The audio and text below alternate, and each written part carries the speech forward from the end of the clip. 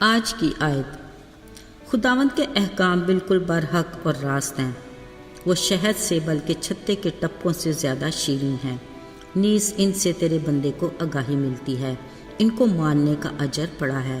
زبور 19 آیت۔ عزیزو، خالق خدا نے کائنات کی بڑی سے بڑی اور چھوٹی سے چھوٹی چیز بھی بنی نوع انسان کے فائدے کے لیے بنائی۔ قدرت میں کچھ بھی ایسا نہیں جو ہمیں نقصان پہنچاتا ہے، یہ اس رب کریم کا بڑا فضل ہے۔ بلا شبہ ہر شے میں اس کی حکمت پنہاں ہے اور ہر چیز میں اس کی عظمت کی جلوہ گری ہے۔ ہمیں ہر پل اس کا شکریہ ادا کرتے رہنا چاہیے۔ عزیز ساتھیو، آج میں ایک درخت پر بنے شہد کے بڑے چھتے کی تصویر دیکھ رہی تھی، جن کو چھوٹی چھوٹی شہد کی مکھیوں نے بڑی محنت سے بنایا تھا۔ قدرت خدا کی دیکھیے، یہ چھوٹی سی مکھیاں نہ جانے کہاں سے پھولوں میں سے رس چوستی ہیں، چھتے میں جمع کرتی ہیں اور وہ قدرتی طور سے شہد بن جاتا ہے جو بے حد مفید ہے۔ قدرتی طور پر بنا یہ شہد خالص ہوتا ہے، مگر ہم انسانوں کی عیاری اور چلاکی دیکھیے کہ نقلی شہد سے بھری بوتلیں بھی مارکیٹ کی زینت بنی ہوتی ہیں۔ اب جو تو اصل شہد کی پہچان جانتے ہیں وہ خالص شہد سے مستفید ہوتے ہیں اور باقی دھوکہ کھا جاتے ہیں۔ بہرحال کھرے اور کھوٹے کی پہچان کا علم رکھنا بے حد ضروری ہے تاکہ دھوکے سے بچا جا سکے۔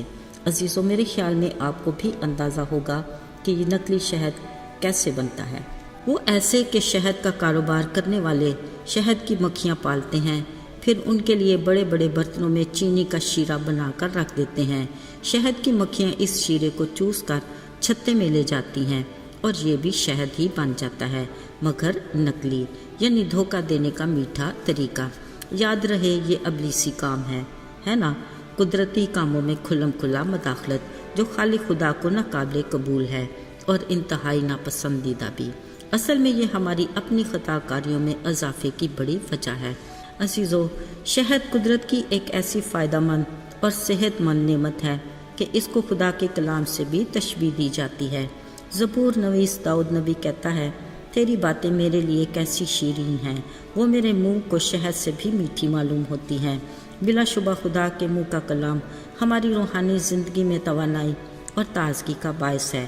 داؤد نبی نے ایک بار پھر اسی بات کو دہراتے کہا، خداوند کا کلام برحق اور بالکل راست ہے، وہ شہد سے بلکہ چھتے کے ٹپکوں سے بھی زیادہ شیریں ہے، نیز ان سے تیرے بندے کو آگاہی ملتی ہے اور ان کو ماننے کا اجر بڑا ہے۔ عزیزو، یاد رہے خدا کے احکام برحق اور ایسے راست ہیں، بالکل چھتے کے ٹپکوں کی مانند خالص، جو ہماری روحانی زندگی کی مضبوطی، ترقی اور بہتری کا باعث بنتے ہیں، جن پر عمل کرنے سے ہی ہماری بھلائی ہے اور اجر یقینی ہے۔ بلا شبہ ہم وہی چیز پسند کریں گے جو ہماری صحت نشو و نما کے لیے ضروری ہے۔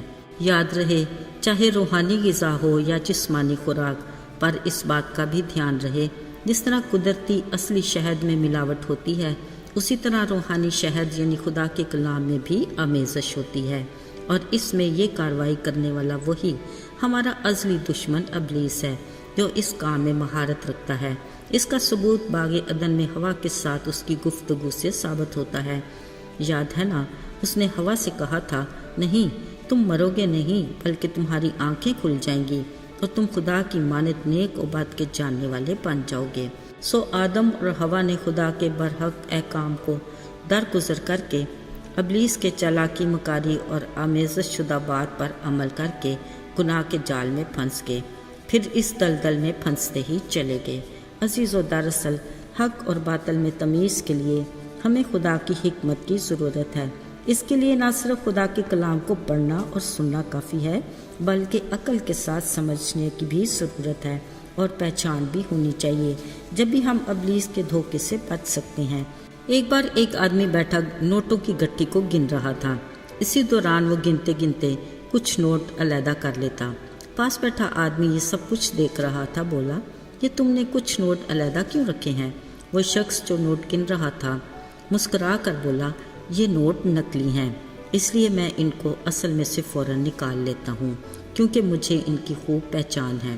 عزیزو، اسی طرح ہمیں بھی خالص روحانی شہد یعنی خدا کے برحق اور راست احکام کی اچھے سے سمجھ ہونی چاہیے اور پہچان بھی، تاکہ ہم ابلیس کے آمیزشی کلام کے خطروں سے بچ سکیں۔ آئیے دعا کریں۔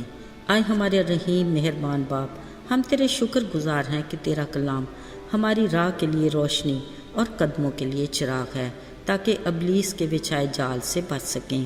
اے خدا، ہمیں حکمت عطا کر تاکہ ہم تیرے کلام کو سمجھ کر عمل کر سکیں اور برکت پائیں۔ یسوع کے جلالی اور مبارک نام میں مانگتے ہیں، آمین۔